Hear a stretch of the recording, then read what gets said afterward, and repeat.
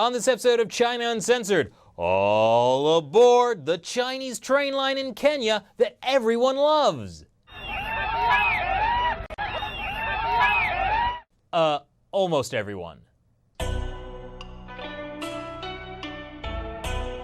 Hi, welcome to China Uncensored. I'm your host, Chris Chappell. Well, folks, great news. China has built a new railroad line in Kenya.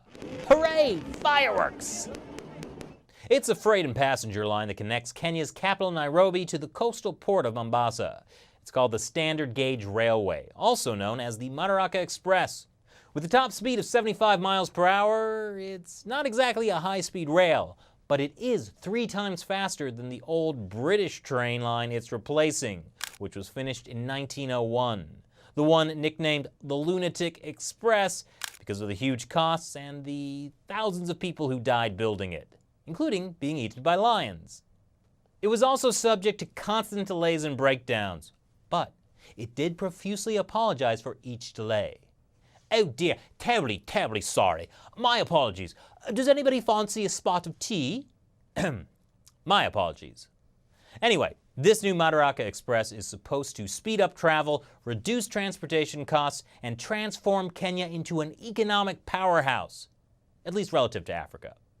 The rail was built by China Road and Bridge Corporation, a Chinese state-owned company, which explains the awkward slogan, "Connecting nations, prospering people." Yes, may you live long and prospering, people. The train line is part of China's One Belt, One Road initiative. In a nutshell, One Belt, One Road is China's plan for global domination. It involves building huge infrastructure projects around the world, like seaports, train lines, and bridges.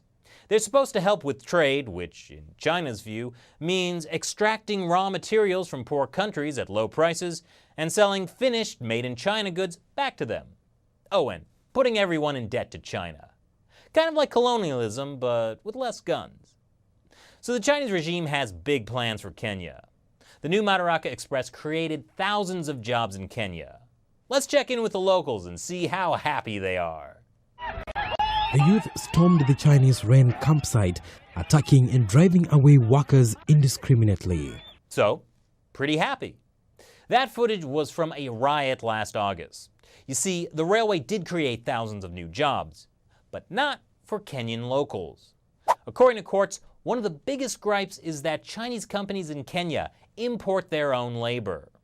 So a lot of jobs just go to Chinese workers. As for the Kenyans who do get to work, well, those protests happened because workers wanted a raise from $2.50 to $5 a day. People who asked for a raise were allegedly fired. But paying low wages is not the biggest problem. Since China Road and Bridge Corporation began construction of the railway a few years ago, it's been accused of firing workers without cause, dredging sand from Kenyan beaches for construction materials, and even stealing water from local communities. To be fair, though, they have organized basketball games for local employees, a point they're very proud of. Why, just look at all of these proud Kenyans. And China Road and Bridge Corporation's treatment of workers is not an isolated incident.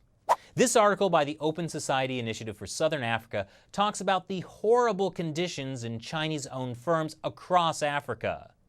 One Chinese mine had to be closed down 5 times, largely because of nonconformity to mine safety rules and poor sanitation. There was an outbreak of cholera. And at one construction company, almost all workers lacked individual protection items, such as helmets, boots, and gloves. But back to the rail line in Kenya. It cost $3.2 billion to build, and there are more rail line extensions with even bigger price tags in the works. But the Kenyan government is only paying for 10% of it in cash. The other 90% is financed with a loan from China's Export-Import Bank. Basically, it buries Kenya in debt. According to the South China Morning Post, Kenya's external debt now amounts to 7 times its annual budget, with China accounting for nearly 60% of those loans. Loans from China have grown by 54% between 2010 and 2014. And as this Kenyan commentator points out, that's our tax money. Those are loans that our children will pay. Oh, and there are concerns about corruption. Now, I'm no expert in how much large-scale railway projects cost. The most I ever owned was Reading Railroad and B&O. One day, short line, you will be mine. But this railway in Kenya is apparently way more expensive than it should have been. Al Jazeera reports Kenya's railway costs per kilometer are almost 40 to 50% higher than some of Kenya's neighboring countries. To be fair, part of the higher costs are related to technology, but that doesn't account for all of the large price tag. Where did the rest of the money go? There are also environmental concerns that many critics feel weren't addressed. Phase 2 of the railway will cut right through an important national park. And some are concerned construction was rushed so that the current president could have his flagship project completed just in time for elections in August. So all aboard the Madaraka Express! The price is just decades of debt to a new colonial power. So what do you think about this stunning example of the One Belt, One Road initiative? Leave your comments below. Thanks for watching this episode of China Uncensored. Once again, I'm your host, Chris Chappell. See you next time. Good news, everyone. Today, we're launching the China Uncensored Mystery Crate. Subscribe and every month you'll receive a mystery box that contains an assortment of items related to topics we've talked about on the show, personally curated by me. Let's see what's in this month's box. Oh, a bottle of China's sacred territorial waters. A face mask designed to protect against Beijing smog. A slightly used suicide net from Shenzhen. Don't ask. A handwritten note. Help, I'm stuck in a Chinese labor camp making cardboard boxes. Wonder how that got in there.